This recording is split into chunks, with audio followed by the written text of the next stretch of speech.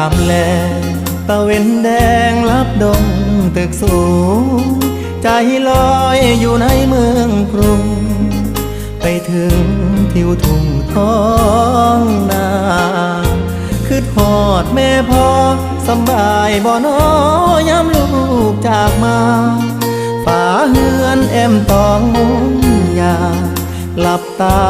ยังจำฝังใจมาอยู่เมืองไกลบ่อุ่นใจคืออยู่บ้านเฮาหาปลาหน้าหวานเกี่ยวข้าวของขึ้นเหล่าลาบขมต้มไก่หนาวหมอกจางจางไอดินกลิ่นฟางยังค้างในใจหอมเอ่ยหอมกลิ่นเข้ามาน้ำตาสิไหลย้ำคือทอดบ้าน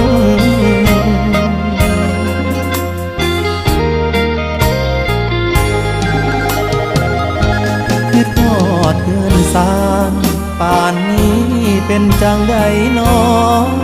ขอเพิ่นไว้ก่อนเด้อพ่อนี่ท้อก็สอ